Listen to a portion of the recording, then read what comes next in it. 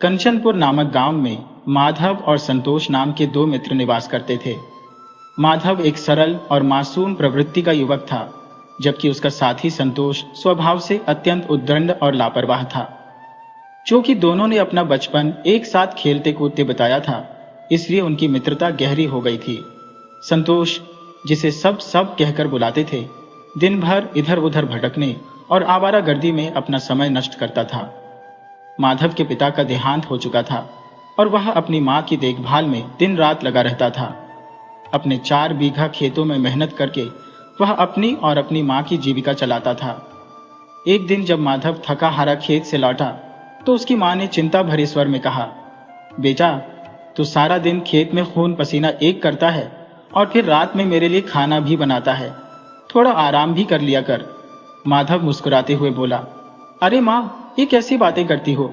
अभी मेरी जवानी का समय है और यह समय मेहनत करने का है, न कि आराम करने का।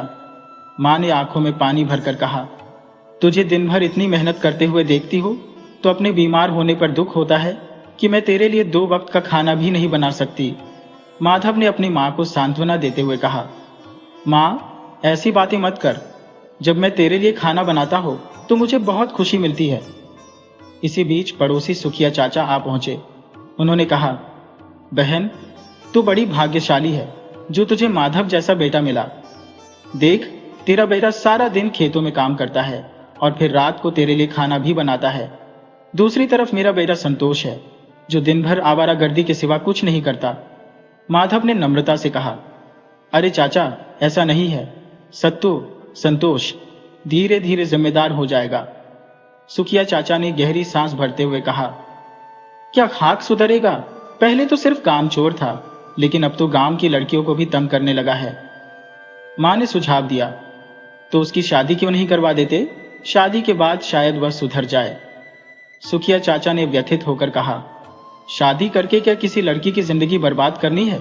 जो खुद के लिए 2 वक्त की रोटी का इंतजाम नहीं कर सकता, वह अपनी पत्नी को क्या खिलाएगा? यह सुनकर माधव और उसकी मां सोच में पड़ गए, लेकिन उनके दिल में यह विश्वास था कि मेहनत और समय के साथ संतोष भी एक दिन बदल जाएगा। एक शाम की बात है, जब सुखिया चाचा माधव के घर आए।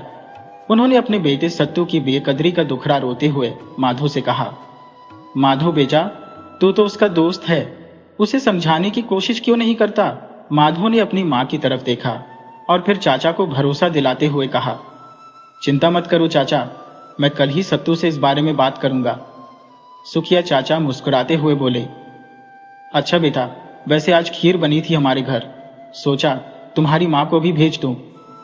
मां ने खीर का कटोरा लेते हुए आशीर्वाद दिया और चाचा खुशी खुशी लौट गए। अगली सुबह माधव सत्तू से मिलने गया। उसने कहा, सत्तू भाई, तेरे पिता तुझसे बहुत परेशान है, क्यों तू कोई काम धंधा नहीं करता? उनकी भी तो कुछ चिंता कर।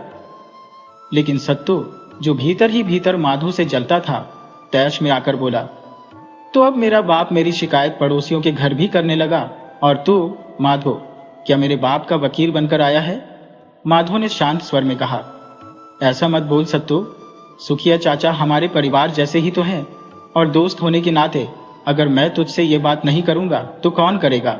सोच, अगर तू कुछ काम धंधा करेगा तो तेरा ही फायदा होगा और तेरे पिता पर से बोझ भी कम हो जाएगा। सत्तू ठहाका लगाकर बोला, अरे माधव, ये काम करने की उम्र है क्या? ये तो मस्ती और मौज करने के दिन है।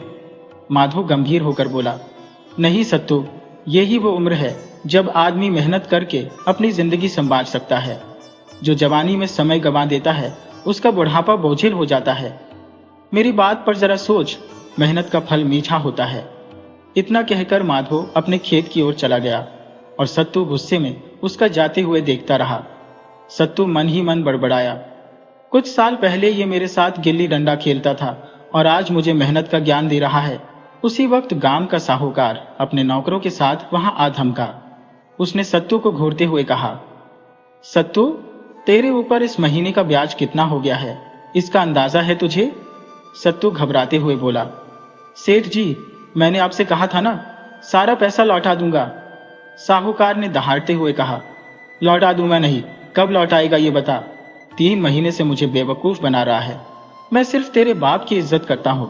वरना तेरी हालत अभी और यही खराब कर देता। सत्तू सहम कर बोला, बस थोड़ी मोहल्लत दे दीजिए सेठ जी। साहूकार ने गुस्से में पैर पटके और कहा, तुझे सिर्फ 2 घंटे देता हूं।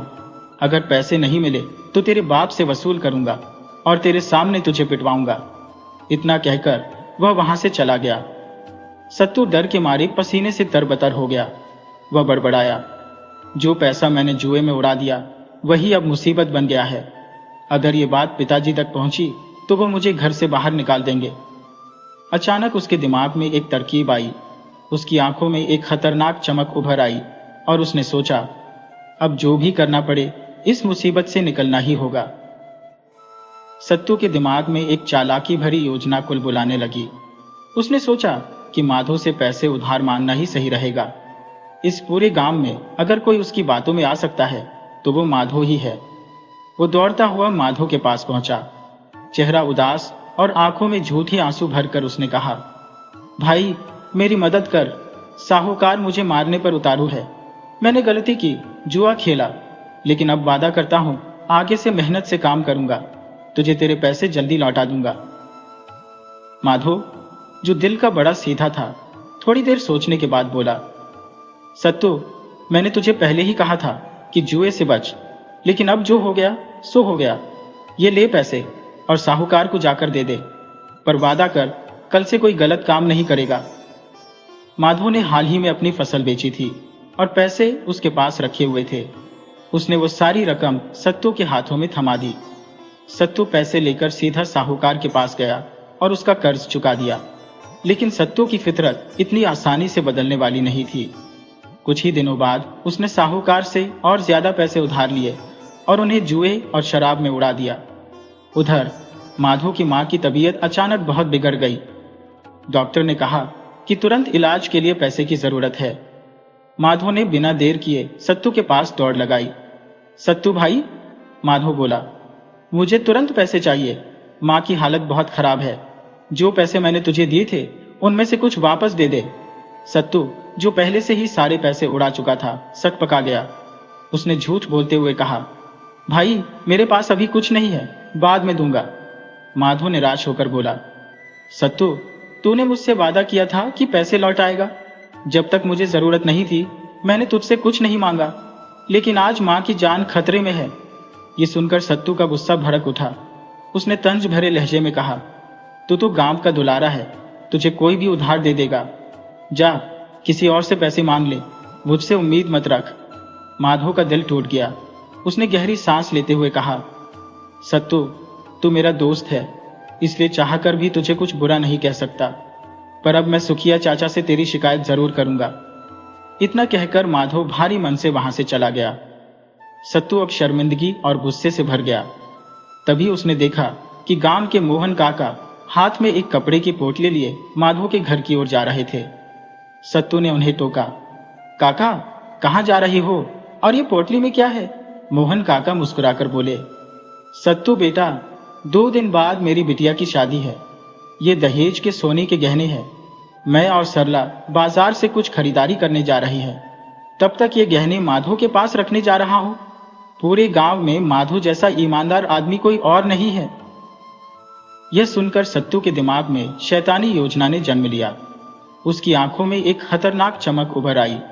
उसने सोचा, यही मौका है अपनी हालत सुधारने का। मोहन काका की बातें सुनने के बाद सत्तू का दिल ईर्ष्या और जलन से भर गया। उसे माधो की अच्छाई से इतनी चिढ़ हो गई कि उसने अपने दिमाग में एक खतरनाक योजना तैयार कर ली। उसी वक्त साहूकार अपने कुछ कारिंदों के साथ वहां पहुंचा और सत्तू से बोला, क्यों सत्तू, इस बार भी पैसे नहीं दिए? आखिर कब तक यूं ही मुझे टालता रहेगा? सत्तू, जो पहले से ही एक चालाक योजना बना चुका था, मुस्कुराकर बोला, सेठ जी बस 2 दिन का वक्त और दे दीजिए, तीसरे दिन आपके पैसे आपके हाथ में होंगे। साहूकार ने उसे घूरते हुए कहा, याद रखना यह आखिरी मौका है, और वहां से चला गया। असल में सत्तू ने माधो के घर चोरी करने की ठान ली थी।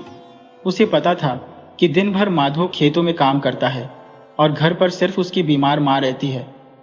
अगले दिन सत्तू बाजार गया और मोहन काका की पोटली जैसी दिखने वाली एक पोटली खरीद लाया।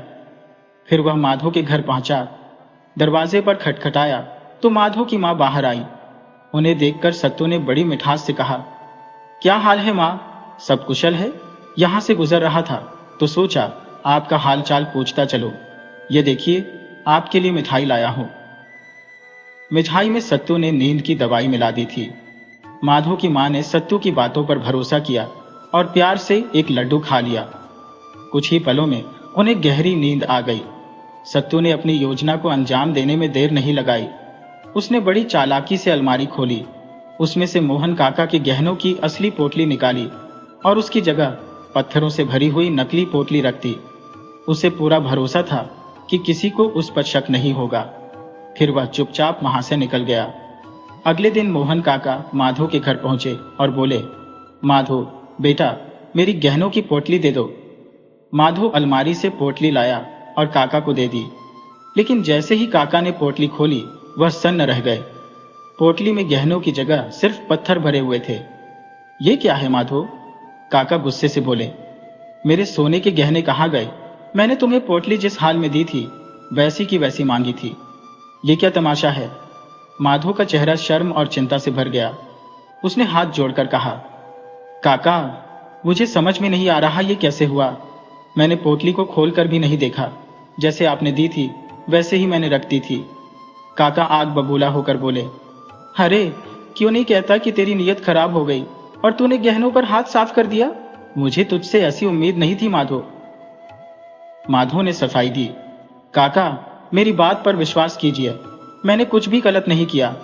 लेकिन काका ने गुस्से में कहा, अगर तूने कुछ नहीं किया तो फिर ये पत्थर यहाँ कैसे आए? ये मामला इतनी आसानी से खत्म नहीं होगा। मैं पंचायत में तेरी शिकायत करूंगा। थोड़ी ही देर में वहां पर गांव के लोग इकट्ठा हो गए। माहौल गर्म हो चुका था। सुखिया चाचा, जो गांव के मुखिया थे, भी वहां आ गए। उनके साथ सत्तू भी था। सत्तू भीतर ही भीतर खुश हो रहा था। उसे माधो की बदनामी देखकर गहरी संतुष्टि मिल रही थी। उसने मन ही मन सोचा, अब देखता हूं कि लोग इसे कितना ईमानदार कहते हैं।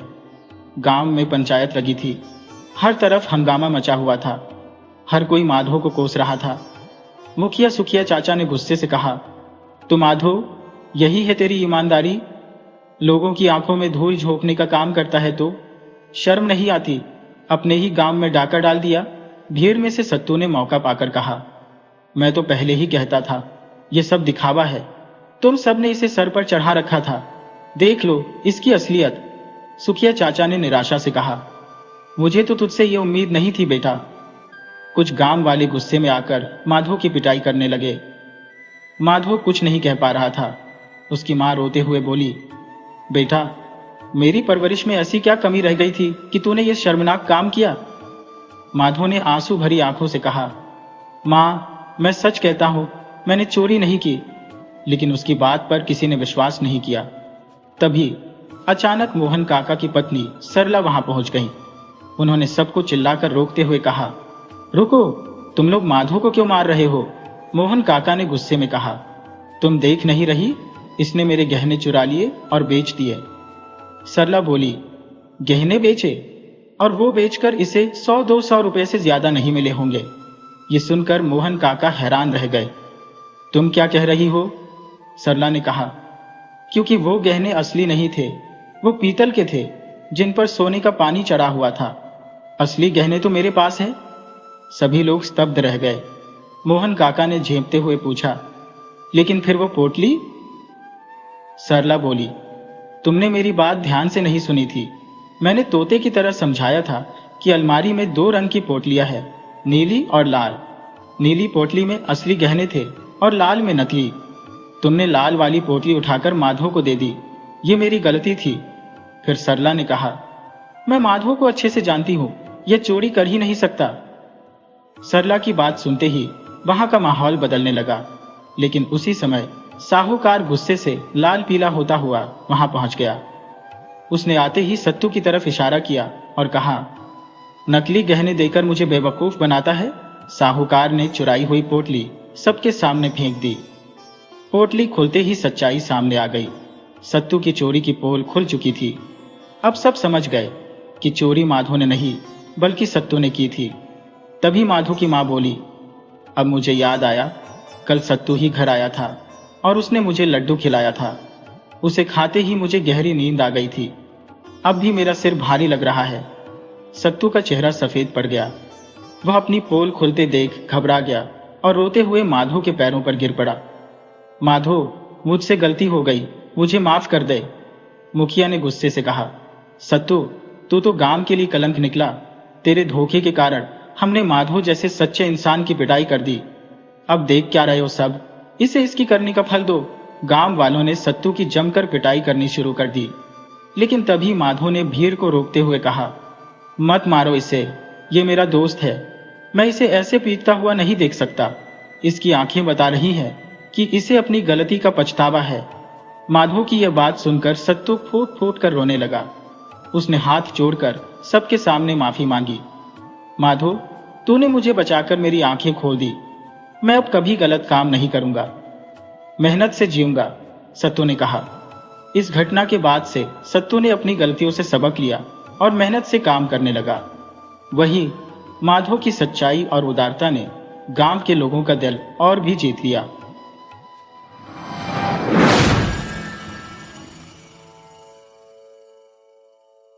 आर्ट स्कूल के प्रोफेसर मनमोहन बाबू घर पर बैठे मित्रों के साथ मनोरंजन कर रहे थे। ठीक उसी समय योगेश बाबू ने कमरे में प्रवेश किया। योगेश बाबू अच्छे चित्रकार थे। उन्होंने अभी थोड़े समय पूर्व ही स्कूल छोड़ा था। उन्हें देखकर एक व्यक्ति ने कहा, योगेश बाबू, नरेंद्र क्या कहता है, आपने सुना कुछ? योगेश बाबू ने आराम कुर्सी पर बैठकर पहले तो एक लंबी सांस ली, पश्चात बोले, क्या कहता है?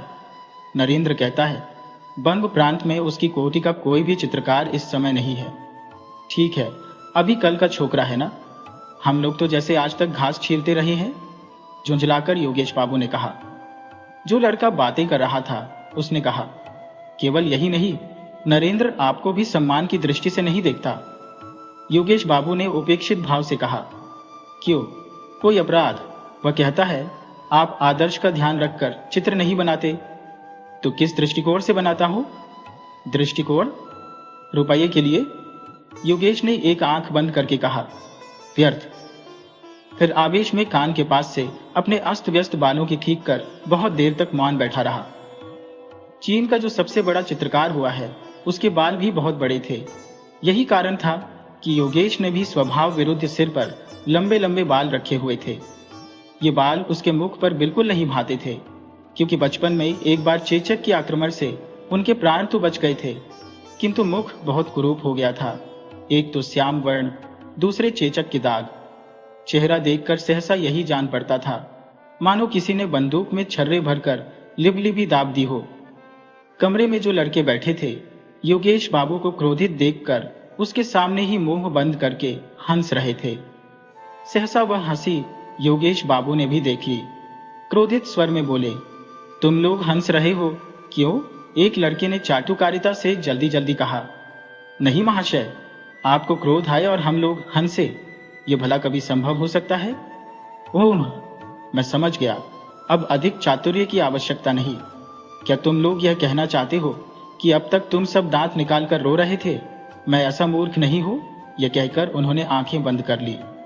लड़कों ने किसी प्रकार हंसी रोककर कहा, चलिए यूं ही सही, हम हंसते ही थे और रोते भी क्यों, पर हम नरेंद्र के पागलपन को सोचकर हंसते थे। वह देखो, मास्टर साहब के साथ नरेंद्र भी आ रहा है। मास्टर साहब के साथ साथ नरेंद्र भी कमरे में आ गया। योगेश ने एक बार नरेंद्र की ओर वक्र दृष्टि से देखकर मनमोहन बाबू से कहा, महाशय, नरेंद्र मेरे विषय में क्या कहता है? मनमोहन बाबू जानते थे कि उन दोनों की लगती है। दो पाषाण जब परस्पर टकराते हैं तो अग्नि उत्पन्न हो ही जाती है। अतएव वह बात को संभालते मुस्कुराते से बोले, योगेश बाबू, नरेंद्र क्या कहता है? नरेंद्र कहता है कि मैं रुपये के दृष्टिकोण से चित्र बनाता हूं। मेरा कोई आदर्श नहीं है? मनमोहन बाबू ने पूछा। क्यों नरेंद्र? नरेंद्र अब तक मौन खड़ा था, अब किसी प्रकार आगे आकर बोला, हाँ कहता हूं, मेरी यही सम्मति है। योगेश बाबू ने मोह बनाकर कहा, बड़ी समाधि देने वाले आए। छोटे मोह बड़ी बात, अभी कल का छोकरा और इतनी बड़ी बड़ी बातें। मनमोहन बाबू ने कहा, योगेश बाबू जाने दीजिए, नरेंद्र अब भी बच्चा है और बात भी साधारण है। इस पर वाद विवाद की क्या आवश्यकता है। योगेश बाबू उसी तरह आवेश में बोले, बच्चा है, नरेंद्र बच्चा है।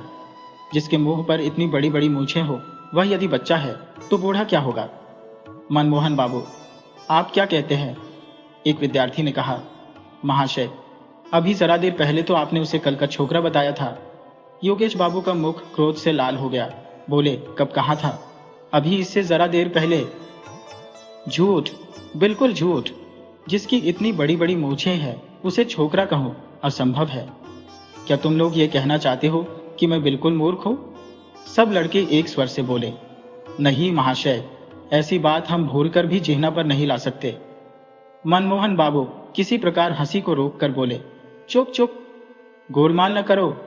योगेश बाबू ने कहा, हाँ नरेंद्र, तुम ये कहते हो कि बंग प्रांत में तुम्हारी टक्कर का कोई चित्रकार नहीं है? नरेंद्र ने कहा, आपने कैसे जाना? तुम्हारे मित्रों ने कहा। मैं यह नहीं कहता, तब भी इतना अवश्य कहूंगा कि मेरी तरह हृदय रक्त पीकर बंगाल में कोई चित्र नहीं बनाता। इसका प्रमाण? नरेंद्र ने आवेशमय स्वर में कहा। प्रमाण की क्या आवश्यकता है? मेरा अपना यही विचार है। तुम्हारा विचार असत्य है। नरेंद्र बहुत कम बोलने वाला व्यक्ति था। उसने कोई उत्तर नहीं दिया। मनमोहन बाबू ने इस अप्रिय वार्तालाप को बंद करने के लिए कहा, नरेंद्र, इस बार प्रदर्शनी के लिए तुम चित्र बनाओगे ना? नरेंद्र ने कहा, विचार तो है, देखूंगा तुम्हारा चित्र कैसा रहता है। नरेंद्र ने श्रद्धा भाव से उनकी पगधूली लेकर कहा, जिसके गुरु आप हैं उसे क्या चिंता, देखना सर्वोत्तम रहेगा। योगेश बाबू ने कहा, राम से पहले रामायण, पहले चित्र बनाओ फिर कहना। नरेंद्र ने मुंह फेरकर योगेश बाबू की ओर देखा, कहा, कुछ भी नहीं। किंतु मौन भाव और उपेक्षा ने बातों से कहीं अधिक योगेश के हृदय को ठेस पहुंचाई। मनमोहन बाबू ने कहा, योगेश बाबू, चाहे आप कुछ भी कहें, मगर नरेंद्र को अपनी आत्मिक शक्ति पर बहुत बड़ा विश्वास है। मैं दृढ़ निश्चय से कह सकता हूं कि यह भविष्य में एक बड़ा चित्रकार होगा। नरेंद्र धीरे धीरे कमरे से बाहर चला गया। एक विद्यार्थी ने कहा, प्रोफेसर साहब, नरेंद्र में किसी सीमा तक विक्षिप्तता की झलक दिखाई देती है। मनमोहन बाबू ने कहा, हाँ, मैं भी मानता हूं। जो व्यक्ति अपने घाव अच्छी तरह प्रकट करने में सफल हो जाता है, उसे सर्वसाधारण किसी सीमा तक विक्षिप्त समझते हैं। चित्र में एक विशेष प्रकार का आकर्षण तथा मोहकता उत्पन्न करने की उसमें असाधारण योग्यता है। तुम्हें मालूम है नरेंद्र ने एक बार क्या किया था? मैंने देखा कि नरेंद्र के बाएं हाथ की उंगली से खून का फव्वारा छूट रहा है और वह बिना किसी कष्ट के बैठा चित्र बना रहा है। मैं तो देखकर चकित रह गया। मेरे मालूम करने पर उसने उत्तर दिया कि उंगली काट कर देख रहा था कि खून का वास्तविक रंग क्या है। अजीब व्यक्ति है। तुम लोग इसे विक्षिप्तता कह सकते हो, किंतु इसी विक्षिप्तता के ही कारण तो वह एक दिन अमर कलाकार कहलाएगा। योगेश बाबू आंख बंद करके सोचने लगे। जैसे गुरु वैसे चेले, दोनों के दोनों पागल है। नरेंद्र सोचते सोचते मकान की ओर चला। मार्ग में भीड़ भाड़ थी, कितनी ही गाड़ियां चली जा रही थी, किंतु इन बातों की ओर उसका ध्यान नहीं था। उसे क्या चिंता थी? संभवतः इसका भी उसे पता न था। वह थोड़े समय के भीतर ही बहुत बड़ा चित्रकार हो गया। इस थोड़े से समय में वह इतना सुप्रसिद्ध और सर्वप्रिय हो गया था कि उसके ईर्ष्यालु मित्रों को अच्छा न लगा। इन्हीं ईर्ष्यालु मित्रों में योगेश बाबू भी थे। नरेंद्र में एक विशेष योग्यता और उसकी तूलिका में एक असाधारण शक्ति है। योगेश बाबू इसे दिल ही दिल में खूब समझते थे, परंतु ऊपर से उसे मानने के लिए तैयार न थे। इस थोड़े समय में ही उसका इतनी प्रसिद्धि प्राप्त करने का एक विशेष कारण भी था। वह यह कि नरेंद्र जिस चित्र को भी बनाता था, अपनी सारी योग्यता उसमें लगा देता था। उसकी दृष्टि केवल चित्र पर रहती थी। पैसे की ओर भूलकर भी उसका ध्यान नहीं जाता था। उसके हृदय की महत्वाकांक्षा थी कि चित्र बहुत ही सुंदर हो, उसमें अपने ढंग की विशेष विलक्षणता हो, मूल्य चाहे कम मिले या अधिक। वह अपने विचार और भावनाओं की मधुर रूपरेखाएं अपने चित्र में देखता था। जिस समय चित्र चित्रित करने बैठता तो चारों ओर फैली हुई असीम प्रकृति और उसकी सारी रूपरेखाएं हृदय पट से गुंफित कर देता। इतना ही नहीं, वह अपने अस्तित्व से भी विस्मृत हो जाता। वह उस समय पागलों की भांति दिखाई पड़ता और अपने प्राण तक उत्सर्ग कर देने से भी उस समय संभवतः उसको संकोच न होता। यह दशा उस समय की एकाग्रता की होती। वास्तव में इसी कारण से उसे यह सम्मान प्राप्त हुआ। उसके स्वभाव में सादगी थी। वह जो बात सादगी से कहता, लोग उसे अभिमान और प्रदर्शनी से लदी हुई समझते। उसके सामने कोई कुछ न कहता, परंतु पीछे पीछे लोग उसकी बुराई करने से न चूकते। सबके सब नरेंद्र को संज्ञाहीन सा पाते। वह किसी बात को कान लगाकर न सुनता। कोई पूछता कुछ और, वह उत्तर देता कुछ और ही। वह सर्वदा ऐसा प्रतीत होता जैसे अभी अभी स्वप्न देख रहा था और किसी ने सहसा उसे जगा दिया हो। उसने विवाह किया और एक लड़का भी उत्पन्न हुआ। पत्नी बहुत सुंदर थी, परंतु नरेंद्र को गार्हस्थ्यिक जीवन में किसी प्रकार का आकर्षण न था। तब भी उसका हृदय प्रेम का अथाह सागर था। वह हर समय इसी धुन में रहता था कि चित्रकला में प्रसिद्धि प्राप्त करे। यही कारण था कि लोग उसे पागल समझते थे। किसी हल्की वस्तु को यदि पानी में जबरदस्ती डुबो दो तो वह किसी प्रकार भी न डूबेगी, वरन ऊपर तैरती रहेगी। ठीक यही दशा उन लोगों की होती है जो अपनी धुन के पक्के होते हैं। वे सांसारिक दुख सुख में किसी प्रकार डूबना नहीं जानते। उनका हृदय हर समय कार्य की पूर्ति में संलग्न रहता है। नरेंद्र सोचते सोचते अपने मकान के सामने आ खड़ा हुआ। उसने देखा कि द्वार के समीप उसका 4 साल का बच्चा मुंह में उंगली डाले किसी गहरी चिंता में खड़ा है। पिता को देखते ही बच्चा दौड़ता हुआ आया और दोनों हाथों से नरेंद्र को पकड़कर बोला, बाबूजी। क्यों बेटा? बच्चे ने पिता का हाथ पकड़ लिया और खींचते हुए कहा, बाबूजी देखो, हमने एक मेंढक मारा है जो लंगड़ा हो गया है। नरेंद्र ने बच्चे को गोद में उठाकर कहा, तो मैं क्या करूं? तू बड़ा पाजी है। बच्चे ने कहा, वह घर नहीं जा सकता, लंगड़ा हो गया है, कैसे जाएगा?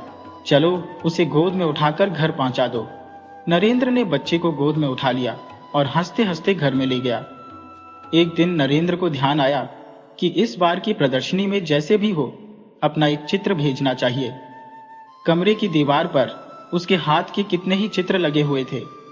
कहीं प्राकृतिक दृश्य, कहीं मनुष्य के शरीर की रूपरेखा, कहीं स्वर्ण की भांति सरसों के खेत की हरियाली, जंगली मनमोहक दृश्यावली, और कहीं वे रास्ते जो छाया वाले वृक्षों के नीचे से टेढ़े तिरछे होकर नदी के पास जा मिलते थे। धुएं की भांति गगन चुंबी पहाड़ों की पंक्ति जो तेज धूप में स्वयं झुलसी जा रही थी और सैकड़ों पथिक धूप से व्याकुल होकर छायादार वृक्षों के समूह में शरणार्थी थे। ऐसे कितने ही दृश्य थे। दूसरी ओर अनेकों पक्षियों के चित्र थे। उन सबके मनोभाव उनके मुखों से प्रकट हो रहे थे। कोई गुस्से में भरा हुआ, कोई चिंता की अवस्था में, तो कोई प्रसन्न मुख। कमरे के उत्तरीय भाग में खिड़की के समीप एक अपूर्ण चित्र लगा हुआ था। उसमें ताड़ के वृक्षों के समूह के समीप सर्वदा मौन रहने वाली छाया के आश्रय में एक सुंदर नवयुवती नदी के नील वर्ण जल में अचल बिजली सी मौन खड़ी थी। उसके होठों और मुख की रेखाओं में चित्रकार ने हृदय की पीड़ा अंकित की थी। ऐसा प्रतीत होता था मानो चित्र बोलना चाहता है, किंतु यौवन अभी उसके शरीर में पूरी तरह प्रस्फुटित नहीं हुआ है। इन सब चित्रों में चित्रकार के इतने दिनों की आशा और निराशा मिश्रित थी, परंतु आज उन चित्रों की रेखाओं और रंगों ने उसे अपनी ओर आकर्षित न किया। उसके हृदय में बार बार यही विचार आने लगे कि इतने दिनों उसने केवल बच्चों का खेल किया है, केवल कागज के टुकड़ों पर रंग पोता है। इतने दिनों से उसने जो कुछ रेखाएं कागज पर खींची थी वे सब उसके हृदय को अपनी ओर आकर्षित न कर सकी, क्योंकि उसके विचार पहले की अपेक्षा बहुत उच्च थे। उच्च ही नहीं बल्कि बहुत उच्चतम होकर चील की भांति आकाश में मंडराना चाहते थे। यदि वर्षा ऋतु का सुहावना दिन हो तो क्या कोई शक्ति उसे रोक सकती थी? वह उस समय आवेश में आकर उड़ने की उत्सुकता में असीमित दिशाओं में उड़ जाता, एक बार भी फिरकर नहीं देखता। अपनी पहली अवस्था पर किसी प्रकार भी वह संतुष्ट नहीं था। नरेंद्र के हृदय में रह रहकर यही विचार आने लगा। भावना और लालसा की झड़ी सी लग गई। उसने निश्चय कर लिया कि इस बार ऐसा चित्र बनाएगा जिससे उसका नाम अमर हो जाए। वह इस वास्तविकता को सबके दिलों में बिठा देना चाहता था कि उसकी अनुभूति बचपन की अनुभूति नहीं है। मेज पर सिर रखकर नरेंद्र विचारों का ताना बाना बुनने लगा। वह क्या बनाएगा, किस विषय पर बनाएगा? हृदय पर आघात होने से साधारण प्रभाव पड़ता है। भावनाओं के कितने ही पूर्ण और अपूर्ण चित्र उसकी आंखों के सामने से सिनेमा चित्र की भांति चले गए, परंतु किसी ने भी दम भर के लिए उसके ध्यान को अपनी ओर आकर्षित न किया। सोचते सोचते संध्या के अंधियारे में शंख की मधुर ध्वनि ने उसको मस्त कर देने वाला गाना सुनाया। इस स्वर लहरी से नरेंद्र चौंक कर उठ खड़ा हुआ। पश्चात उसी अंधकार में वह चिंतन मुद्रा में कमरे के अंदर पागलों की भांति टहलने लगा। सब व्यर्थ। महान प्रयत्न करने के पश्चात भी कोई विचार न सूझा। रात बहुत जा चुकी थी। अमावस्या की अंधेरी में आकाश परलोक की भांति धुंधला प्रतीत होता था। नरेंद्र कुछ खोया खोया सा पागलों की भांति उसी ओर ताकता रहा। बाहर से रसोई ने द्वार खटखटाकर कहा, बाबूजी। चौंककर नरेंद्र ने पूछा, कौन है? बाबूजी, भोजन तैयार है, चलिए। झुंझलाते हुए नरेंद्र ने कटु स्वर में कहा, मुझे तंग न करो, जाओ, मैं इस समय न खाऊंगा। कुछ थोड़ा सा, मैं कहता हूं बिल्कुल नहीं। और निराश मन रसोइया भारी कदमों से वापस लौट गया और नरेंद्र ने अपने को चिंतन सागर में डुबो दिया। दुनिया में जिसको ख्याति प्राप्त करने का व्यसन लग गया हो, उसको चयन कहाँ। एक सप्ताह बीत गया।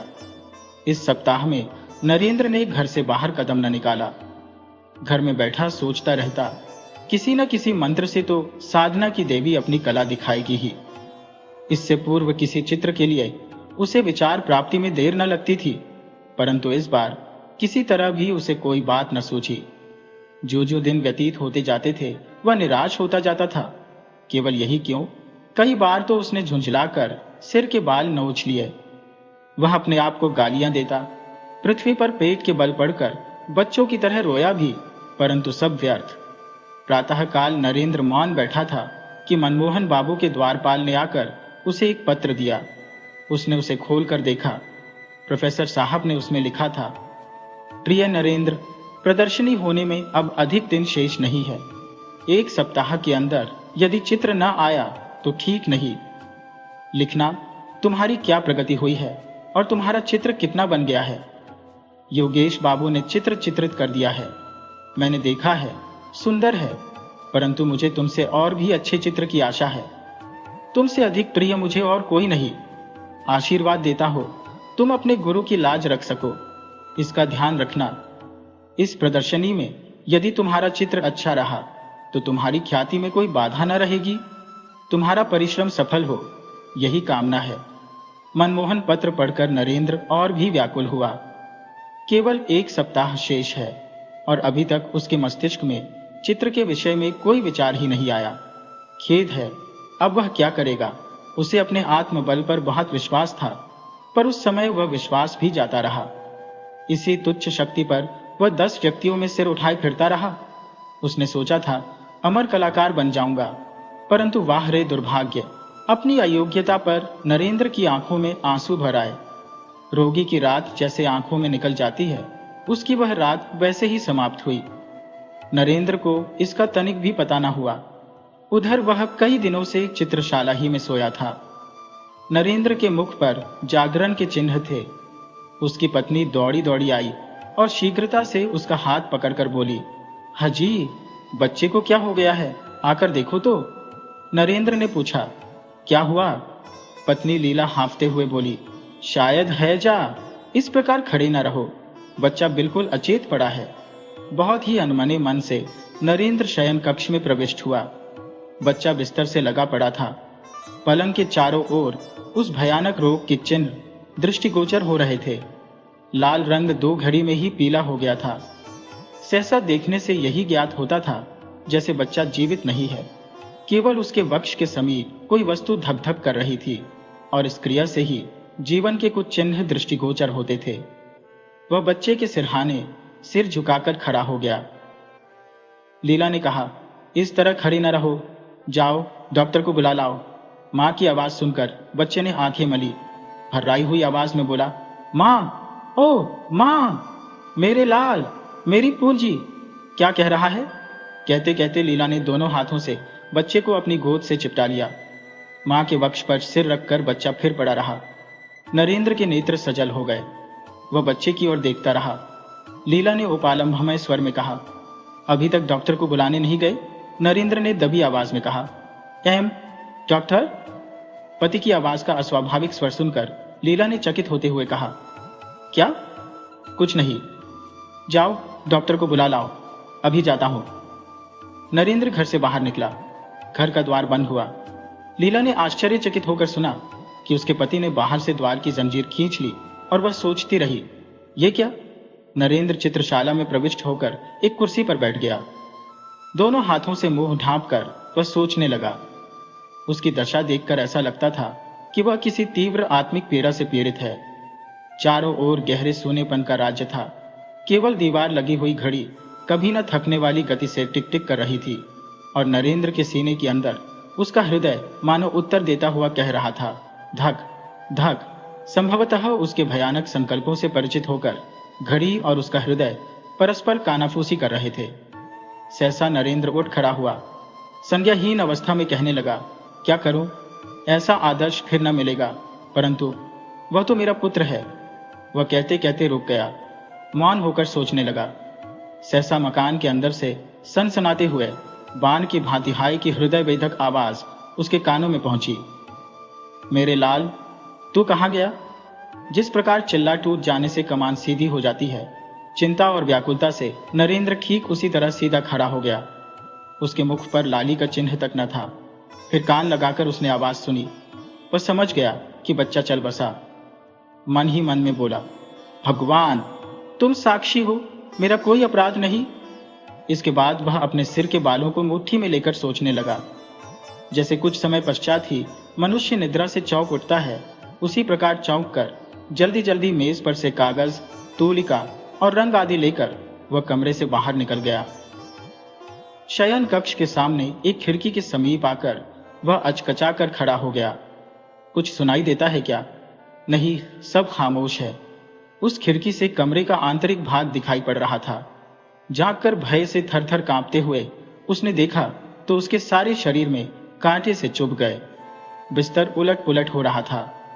पुत्र से रिक्त गोद किए मां वहीं पड़ी तड़प रही थी और इसके अतिरिक्त मां कमरे में पृथ्वी पर लौटते हुए बच्चे के मृत शरीर को दोनों हाथों से वक्ष स्थल के साथ चिपटाए, बाल बिखरे, नेत्र विस्फारित किए, बच्चे के निर्जीव होठों को बार बार चूम रही थी।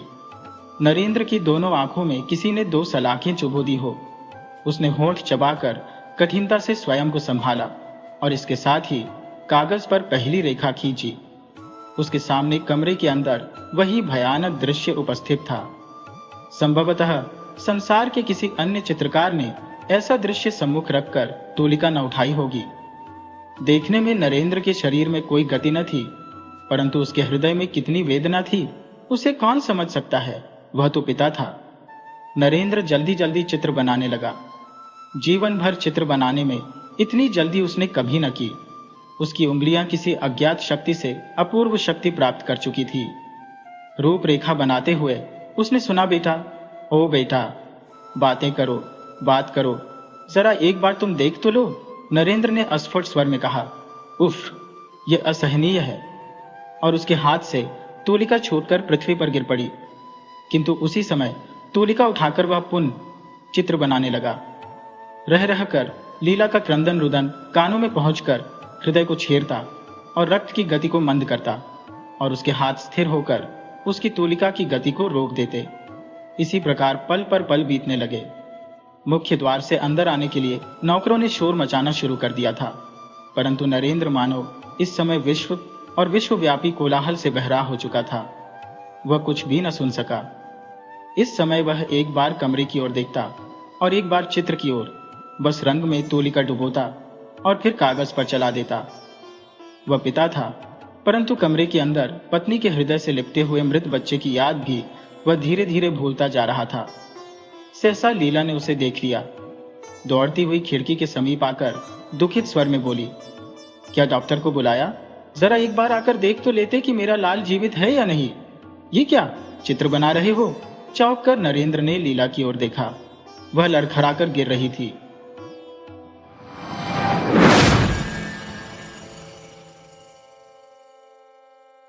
काठलिया के जमींदार मतीलाल बाबू नौका से परिवार अपने घर जा रहे थे। रास्ते में दोपहर के समय नदी के किनारे की एक मंडी के पास नौका बांधकर भोजन बनाने का आयोजन कर ही रहे थे कि इसी बीच एक ब्राह्मण बालक ने आकर पूछा, बाबू, तुम लोग कहाँ जा रहे हो? सवाल करने वाले की उम्र 15-16 से अधिक न होगी। मती बाबू ने उत्तर दिया, कान ठा लिया। ब्राह्मण बालक ने कहा, मुझे रास्ते में नंदीग्राम उतार देंगे आप? बाबू ने स्वीकृति प्रकट करते हुए पूछा, तुम्हारा क्या नाम है? ब्राह्मण बालक ने कहा, मेरा नाम तारापद है। गौरवर्ण बालक देखने में बड़ा सुंदर था। उसकी बड़ी बड़ी आंखों और मुस्कुराते हुए औष्ठाधरों पर सुल्लित सौकुमार्य झलक रहा था। वस्त्र के नाम पर उसके पास एक मैली धोती थी। उघरी हुई देह में किसी प्रकार का बाहुल्य न था, मानो किसी शिल्पी ने बड़े यत्न से निर्दोष सुडौल रूप में गढ़ा हो। मानो वह पूर्व जन्म में तापस बालक रहा हो और निर्मल तपस्या के प्रभाव से उसकी देह का बहुत सा अतिरिक्त भाग क्षय होकर एक सामर्जित ब्राह्मण ने श्री परिस्फुट हो उठी हो। मतीलाल बाबू ने बड़े स्नेह से उससे कहा, बेटा, स्नान कराओ, भोजनादि यहीं होगा। तारापद बोला, ठहरिए, और वह तत्क्षण निस्संकोच भोजन के आयोजन में सहयोग देने लगा। मतीलाल बाबू का नौकर रैर बंगाली था। मछली आदि काटने में वह इतना निपुण नहीं था। तारापद ने उसका काम स्वयं लेकर थोड़े ही समय में अच्छी तरह से संपन्न कर दिया, और जो एक तरकारी भी बड़ी थोड़े ही समय में अच्छी तरह से संपन्न कर दिया, और 2 एक तरकारी भी बड़ी कुशलता से तैयार कर दी। भोजन बनाने का कार्य समाप्त होने पर तारापद ने नदी में स्नान करके पोटली खोली और एक सफेद वस्त्र धारण किया। काठ की एक छोटी सी कंघी लेकर सिर के बड़े बड़े बाल माथे पर से हटाकर गर्दन पर डाल ली और स्वच्छ जनेऊ का धागा छाती पर लटकाकर नौका पर बैठे मती बाबू के पास जा पहुंचा। मती बाबू उसे नौका के भीतर ले गए। वहां मती बाबू की स्त्री और उनकी 9 वर्षीय कन्या बैठी थी। मती बाबू की स्त्री अन्नपूर्णा इस सुंदर बालक को देखकर स्नेह से उच्छ्वसित हो उठी। मन ही मन कह उठी, आहा, किसका बच्चा है, कहां से आया है? इसकी मां इसे छोड़कर किस प्रकार जीती होगी? यथा समय मती बाबू और इस लड़की के लिए पास पास 2 आसन डाले गए। लड़का ऐसा भोजन प्रेमी न था। अन्नपूर्णा ने उसका अल्प आहार देखकर मन में सोचा कि लजा रहा है। उसे यह वह खाने को बहुत अनुरोध करने लगी, किंतु जब वह भोजन से निवृत्त हो गया तो उसने कोई भी अनुरोध न माना। देखा गया, लड़का हर काम अपनी इच्छा के अनुसार करता, लेकिन ऐसे सहज भाव से करता कि उसमें किसी भी प्रकार की जिद या हठ का आभास न मिलता। उसके व्यवहार में लज्जा के लक्षण लेश मात्र भी दिखाई नहीं पड़े। सबके भोजनादि के बाद अन्नपूर्णा उसको पास बिठाकर प्रश्नों द्वारा उसका इतिहास जानने में प्रवृत्त हुई। कुछ भी विस्तृत विवरण संग्रह नहीं हो सका। बस इतनी सी बात जानी जा सकी कि लड़का 7-8 बरस की उम्र में ही स्वेच्छा से घर छोड़कर भाग आया है। अन्नपूर्णा ने प्रश्न किया, तुम्हारी मां नहीं है? तारापद ने कहा, है। अन्नपूर्णा ने पूछा, वे तुम्हें प्यार नहीं करती? इसे अत्यंत विचित्र प्रश्न समझकर हंसते हुए तारापद ने कहा, प्यार क्यों नहीं करेंगी? अन्नपूर्णा ने प्रश्न किया, तो फिर तुम उन्हें छोड़कर क्यों आए? तारापद बोला, उनके और भी 4 लड़के और 3 लड़कियां हैं। बालक के इस विचित्र उत्तर से व्यथित होकर अन्नपूर्णा ने कहा, ओ मां, यह कैसी बात है? 5 अंगुलियां हैं, तो क्या 1 अंगुली त्यागी जा सकती है? तारापद की उम्र कम थी, उसका इतिहास भी उसी अनुपात में संक्षिप्त था, किंतु लड़का बिल्कुल असाधारण था। वह अपने माता पिता का चौथा पुत्र था। शैशव में ही पितृहीन हो गया था। बहु संतान वाले घर में भी तारापद सबको अत्यंत प्यारा था। मां, भाई बहन और मोहल्ले के सभी लोगों से वह अजस्त्र स्नेह लाभ करता। यहां तक कि गुरुजी भी उसे नहीं मारते थे। मारते तो भी बालक के अपने पराए सभी उससे वेदना का अनुभव करते। ऐसी अवस्था में उसका घर छोड़ने का कोई कारण नहीं था। जो उपेक्षित रोगी लड़का हमेशा चोरी करके पेड़ों से फल और गृहस्थों से उसका चौगुना प्रतिफल पाता घूमता फिरता, वह भी अपनी परिचित ग्राम सीमा के भीतर अपनी कष्ट देने वाली मां के पास पड़ा रहा, और समस्त ग्राम का दुलारा यह लड़का एक बाहरी यात्रा दल में शामिल होकर निर्ममता से ग्राम छोड़कर भाग खड़ा हुआ। सब लोग उसका पता लगाकर उसे गांव लौटा लाए। उसकी मां ने उसे छाती से लगाकर आंसुओं से आर्द्र कर दिया। उसकी बहनें रोने लगी। उसके बड़े भाई ने पुरुष अभिभावक का कठिन कर्तव्य पालन करने के उद्देश्य से उस पर मृदुभाव से शासन करने का यत्न करके अंत में अनुतप्त चित्त से खूब प्रश्रय और पुरस्कार दिया। मोहल्ले की लड़कियों ने उसको घर घर बुलाकर खूब प्यार किया और नाना प्रलोभनों से उसे वश में करने की चेष्टा की, किंतु बंधन, यही नहीं, स्नेह का बंधन भी उसे सहन नहीं हुआ। उसके जन्म नक्षत्र ने उसे ग्रहहीन कर रखा था। वह जब भी देखता कि नदी में कोई विदेशी नौका अपनी रस्सी घिसटाती जा रही है, गांव के विशाल पीपल के वृक्ष के तले किसी दूर देश के किसी सन्यासी ने आश्रय लिया है, अथवा बंजारे नदी के किनारे ढालू मैदान में छोटी छोटी चटाइयां बांधकर खपचिया छीलकर टोकरियां बनाने में लगे हैं, तब अज्ञात बाह्य पृथ्वी को स्नेहहीन स्वाधीनता के लिए उसका मन बेचैन हो उठता। लगातार 2-3 बार भागने के बाद उसके कुटुंबियों और गांव के लोगों ने उसकी आशा छोड़ दी। पहले उसने एक यात्रा दल का साथ पकड़ा। जब अधिकारी उसको पुत्र के समान स्नेह करने लगे और जब वह दल के छोटे बड़े सभी का प्रिय पात्र हो गया, यही नहीं, जिस घर में यात्रा होती उस घर के मालिक, विशेषकर घर का महिला वर्ग, जब विशेष रूप से उसे बुलाकर उसका आदर मान करने लगा, तब एक दिन किसी से बिना कुछ कहे वह भटक कर कहां चला गया, इसका फिर कोई पता न चल सका। तारापद हरिण के छौने के समान बंधन भीरू था और हरिण के ही समान संगीत प्रेमी भी। यात्रा के संगीत ने ही उसे पहले घर से विरक्त किया था। संगीत का स्वर उसकी समस्त धमनियों में कंपन पैदा कर देता और संगीत की ताल पर उसके सर्वांग में आंदोलन उपस्थित हो जाता। जब वह बिल्कुल बच्चा था, तब भी वह संगीत सभाओं में जिस प्रकार संयत गंभीर प्रौढ़ भाव से आत्मविस्मृत होकर बैठा बैठा झूमने लगता, उसे देखकर प्रवीण लोगों के लिए हंसी संवरण करना कठिन हो जाता। केवल संगीत ही क्यों, वृक्षों के घने पत्तों के ऊपर जब श्रावण की वृष्टि धारा पड़ती, आकाश में मेघ गरजते, पवन अरण्य में मातृहीन दैत्य शिशु की भांति क्रंदन करता रहता, तब उसका चित्त मानो उच्छृंखल हो उठता।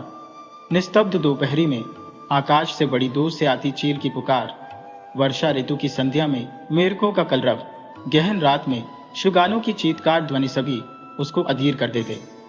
संगीत के इस मोह से आकृष्ट होकर वह शीघ्र ही एक पांचाली जल लोकगीत गायकों का दल में भर्ती हो गया। मंडली का अध्यक्ष उसे बड़े यत्न से गाना सिखाने और पांचाली कंठस्थ कराने में प्रवृत्त हुआ और उसे अपने वृक्ष पिंजर के पक्षी की भांति प्रिय समझकर स्नेह करने लगा। पक्षी ने थोड़ा बहुत गाना सीखा और एक दिन तड़के उड़कर चला गया। अंतिम बार वह कलाबाजी दिखाने वालों के दल में शामिल हुआ। ज्येष्ठ के अंतिम दिनों से लेकर आषाढ़ के समाप्त होने तक इस अंचल में जगह जगह क्रमानुसार समवेत रूप से अनुष्ठित मेले लगते। उनके उपलक्ष्य में यात्रा वालों के 2-3 दल, पांचाली गायक, कवि नर्तकियां एवं अनेक प्रकार की दुकानें छोटी छोटी नदियों, उपनदियों के रास्ते नौकाओं द्वारा एक मेले के समाप्त होने पर दूसरे मेले में घूमती रहती। पिछले वर्ष से कलकत्ता की एक छोटी कलाबाज मंडली इस पर्यटनशील मेले के मनोरंजन में योग दे रही थी। तारापद ने पहले तो नौकारूढ़ दुकानदारों के साथ मिलकर पान की गिलौरियां बेचने का भार लिया। बाद में अपने स्वाभाविक कौतूहल के कारण इस कारण कलाबाज दल के अद्भुत व्यायाम नैपुण्य से आकृष्ट होकर उसमें प्रवेश किया। तारापद ने अपने आप अभ्यास करके अच्छी तरह वंशी बजाना सीख लिया था। करतब दिखाने के समय वह द्रुत ताल पर लखनवी ठुमरी के सुर में वंशी बजाता, यही उसका एकमात्र काम था। उसका आखिरी पलायन इसी दल से हुआ था।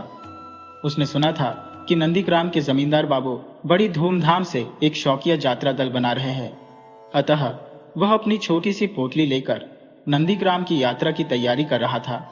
इसी समय उसकी भेंट मती बाबू से हो गई। एक के बाद एक नाना दलों में शामिल होकर भी तारापद ने अपनी स्वाभाविक कल्पना प्रवण प्रकृति के कारण किसी भी दल की विशेषता प्राप्त नहीं की थी। वह अंतःकरण से बिल्कुल निर्लिप्त और मुक्त था। संसार में उसने हमेशा से कई बेहूदी बातें सुनी और अनेक अशोभन दृश्य देखे, किंतु उन्हें उसके मन में संचित होने का रत्ती भर अवकाश न मिला। उस लड़के का ध्यान किसी ओर था ही नहीं। अन्यान्य बंधनों की भांति किसी प्रकार का अभ्यास बंधन भी उसके मन को बाध्य न कर सका। वह उस संसार में पंकिल जल के ऊपर शुभ पक्ष राजहंस की भांति तैरता फिरता। कौतूहलवश भी वह जितनी बार डुबकी लगाता, उसके पंख न तो भीग पाते थे न मलिन हो पाते थे।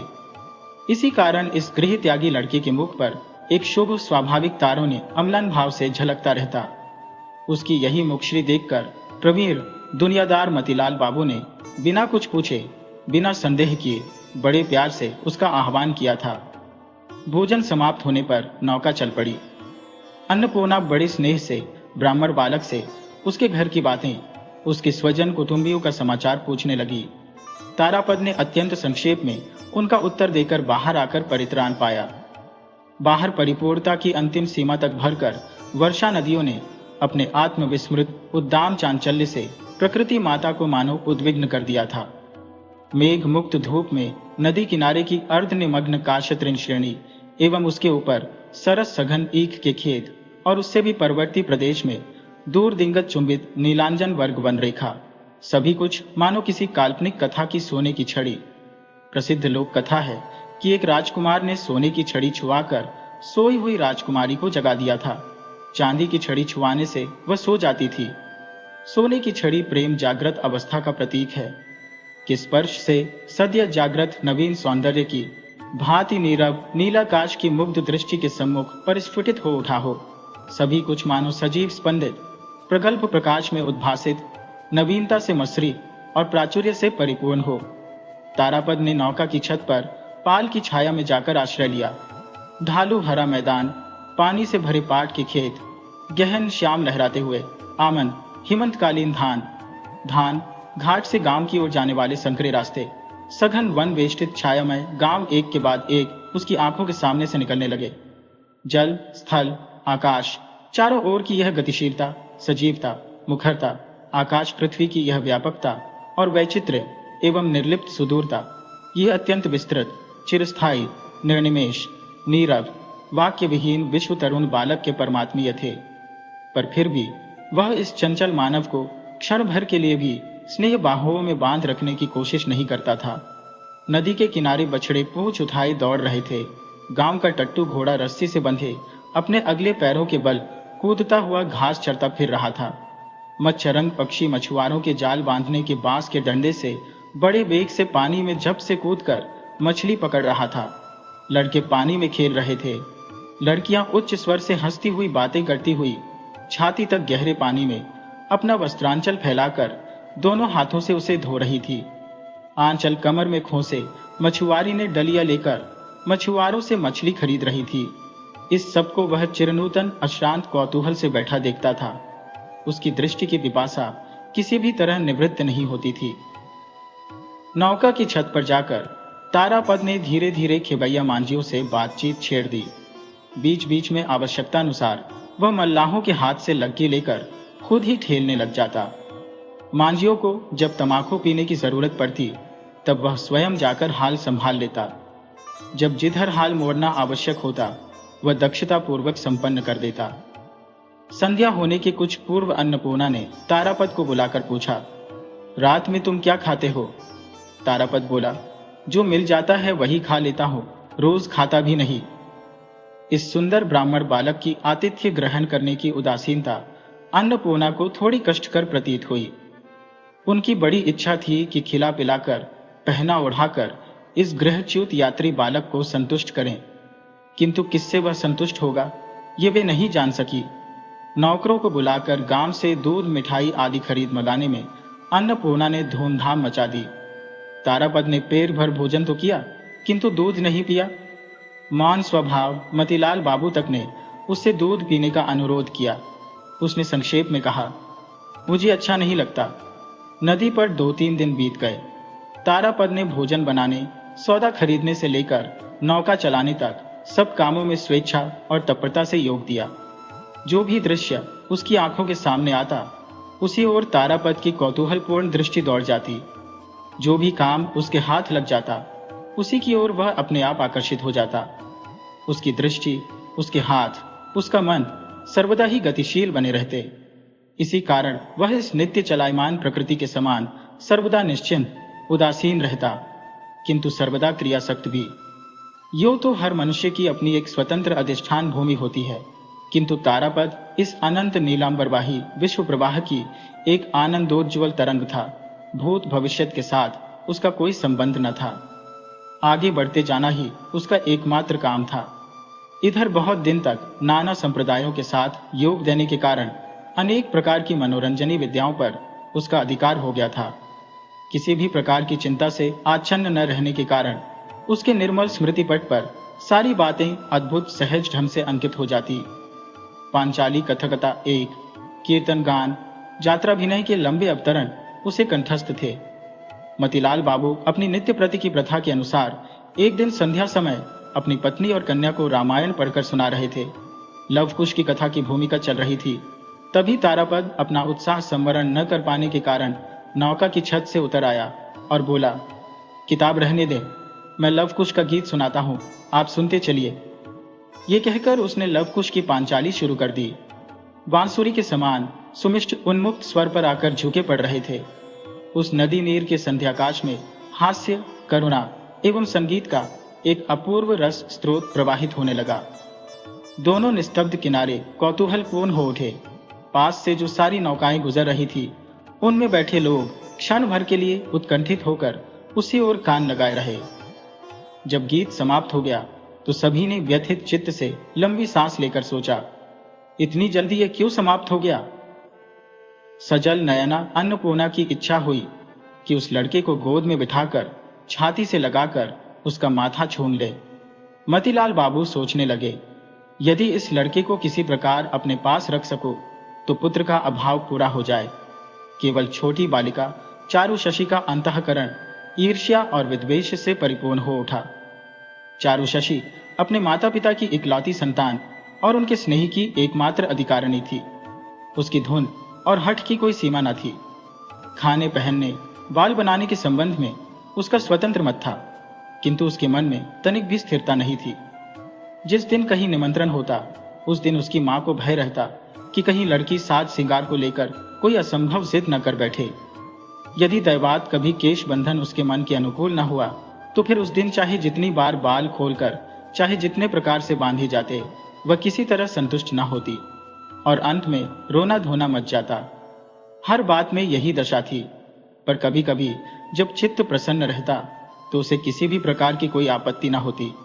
उस समय वह प्रचुर मात्रा में स्नेह प्रकट करके अपनी मां से लिपट कर चूम कर हंसती हुई करते करते उसे एकदम परेशान कर डालती। ये छोटी बालिका एक दुर्भेद्य पहेली थी। ये बालिका अपने दुर्बोध्य हृदय के पूरे वेग का प्रयोग करके मन ही मन विषम ईर्ष्या से तारापद का निरादर करने लगी। माता पिता को भी पूरी तरह से उद्विग्न कर डाला। भोजन के समय रोदनोन्मुखी होकर भोजन के पात्र को ठेलकर फेंक देती। खाना उसको रुचिकर नहीं लगता। नौकरानी को मारती। सभी बातों में अकारण शिकायत करती रहती। जैसे जैसे तारापद की विद्याएं उसका एवं अन्य सबका मनोरंजन करने लगी, वैसे ही वैसे मानो उसका क्रोध बढ़ने लगा। तारापद में कोई गुण है, इसे उसका मन स्वीकार करने से विमुख रहता और उसका प्रमाण जब प्रबल होने लगा तो उसके असंतोष की मात्रा भी बढ़ गई। तारापद ने जिस दिन लवकुश का गीत सुनाया, उस दिन अन्नपूर्णा ने सोचा, संगीत से वन के पशु तक वश में आ जाते हैं। आज शायद मेरी लड़की का मन पिघल गया है। उसे पूछा, चारू कैसा लगा? उसने कोई उत्तर दिए बिना बड़े जोर से सिर हिला दिया। भाषा में इस मुद्रा का तर्जुमा करने पर यह रूप होता जरा भी अच्छा नहीं लगा और न कभी अच्छा लगेगा। चारू के मन में ईर्ष्या का उदय हुआ है।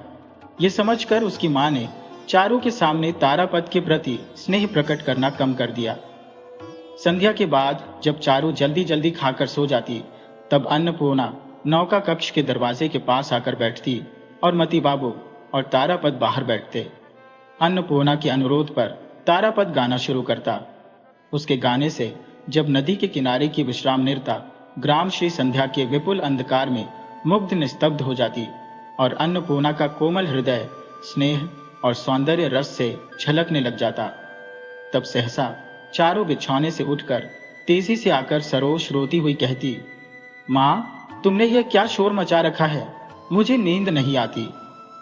माता पिता उसको अकेला सुलाकर तारापद को घेरकर संगीत का आनंद ले रहे हैं, यह उसे एकदम असह्य हो उठता। इस दीप्त कृष्ण नयना बालिका की स्वाभाविक उग्रता तारापद को बड़ी मनोरंजक प्रतीत होती। उसने इसे कहानी सुनाकर, गाना गाकर, वंशी बजाकर वश में करने की बहुत चेष्टा की, किंतु किसी भी प्रकार सफल नहीं हुआ। केवल जब मध्याह्न में तारापद नदी में स्नान करने उतरता, परिपूर्ण जलराशि में अपनी गौरवर्ण सरल कमनीय देह को तैरने की अनेक प्रकार की क्रीड़ाओं में संचालित करता, तरुण जल देवता के समान शोभा पाता, तब बालिका का कौतूहल आकर्षित हुए बिना न रहता। वह इसी समय की प्रतीक्षा करती रहती, किंतु आंतरिक इच्छा का किसी को भी पता न चलने देती। और यह अशिक्षा पटु अभिनेत्री ध्यानपूर्वक ऊनी गुलूबंद बुनने का अभ्यास करती हुई बीच बीच में मानो अत्यंत उपेक्षा भरी दृष्टि से तारापद की संतरण लीला देखा करती। नंदीग्राम कब छूट गया, तारापद को पता न चला।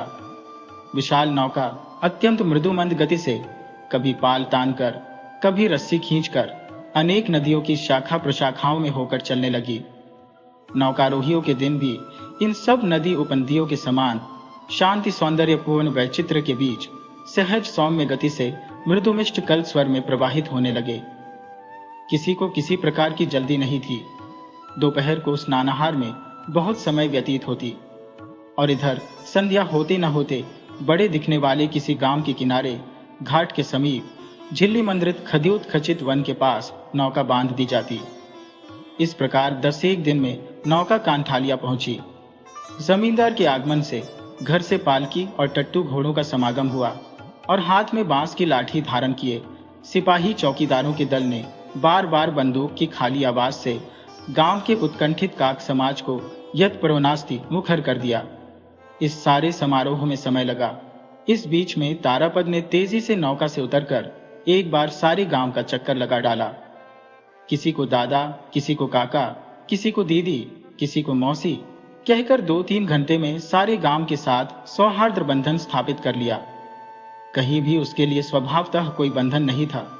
इससे तारापद ने देखते देखते थोड़े दिनों में ही गांव के समस्त हृदयों पर अधिकार कर लिया। इतनी आसानी से हृदय हरण करने का कारण यह था कि तारापद हरेक के साथ उसका अपना बनकर स्वाभाविक रूप से योग दे सकता था। वह किसी भी प्रकार के विशेष संस्कारों के द्वारा बंधा हुआ नहीं था। अतएव सभी अवस्थाओं में और सभी कामों में उसमें एक प्रकार की सहज प्रवीणता थी। बालकों के लिए वह बिल्कुल स्वाभाविक बालक था और उनसे श्रेष्ठ और स्वतंत्र। वृद्धों के लिए वह बालक न रहता, किंतु पुरखा भी नहीं। चरवाहों के साथ चरवाहा था, फिर भी ब्राह्मण। हर एक के हर काम में वह चिरकाल के सहयोगी के समान अभ्यस्त भाव से हस्तक्षेप करता।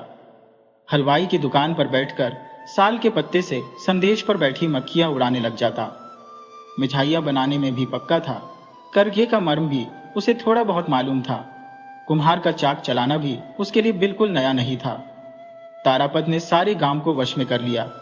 बस केवल ग्रामवासिनी बालिका की ईर्ष्या वह अभी तक नहीं जीत पाया था। ये बालिका उग्र भाव से उसके बहुत दूर निर्वासन की कामना करती थी। यही जानकर शायद तारापद इस गांव में इतने दिन आबद्ध बना रहा। किंतु बालिकावस्था में भी नारी के अंतर रहस्य का भेद जानना बहुत कठिन है। चारुशशी ने इसका प्रमाण दिया। ब्राह्मण पुरोहिताइन की कन्या सोनामणि 5 वर्ष की अवस्था में विधवा हो गई थी। वह चारू की समवयस्का सहेली थी। अस्वस्थ होने के कारण वह घर लौटी। सहेली से कुछ दिनों तक भेंट न कर सकी। स्वस्थ होकर जिस दिन भेंट करने आई, उस दिन प्रायः अकारण ही दोनों सहेलियों में कुछ मनोमालिन्य की नौबत आ गई। चारू ने अत्यंत विस्तार से बात आरंभ की थी।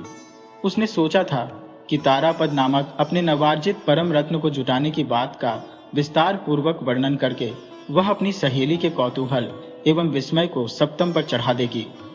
किंतु जब उसने सुना कि तारापद सोनामणि उसको भाई कहकर पुकारती है, जब उसने सुना कि तारापद ने केवल बांसुरी पर कीर्तन का सुर बजाकर माता और पुत्री का मनोरंजन ही नहीं किया है, सोनामणि के अनुरोध से उसके लिए अपने हाथों से बांस की एक बांसुरी भी बना दी है। न जाने कितने दिनों से वह उसे ऊंची डाल से फल और कंटक शाखा से फूल तोड़कर देता रहा है। तब चारू के अंतःकरण को मानो तप्त शूल बेधने लगा। चारू समझती थी कि तारापद विशेष रूप से उन्हीं का तारापद था। अत्यंत गुप्त रूप में संरक्षणीय।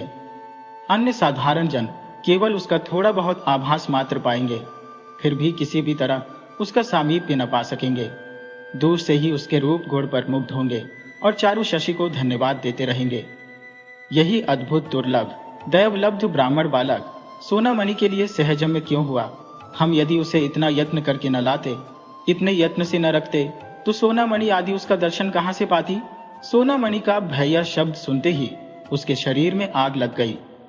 चारु जिस तारापद को मन ही मन विद्वेष मानव से जर्जर करने की चेष्टा करती रही है, उसी के एकाधिकार को लेकर इतना प्रबल उद्वेग क्यों? किसकी सामर्थ्य है जो यह समझे? उसी दिन किसी अन्य तुच्छ बात के सहारे सोनामणि के साथ चारु की गहरी कुट्टी हो गई और वह तारापद के कमरे में जाकर उसकी प्रिय वंशी लेकर उस पर कूद कूद कर उसे कुचलती हुई निर्दयता पूर्वक तोड़ने लगी।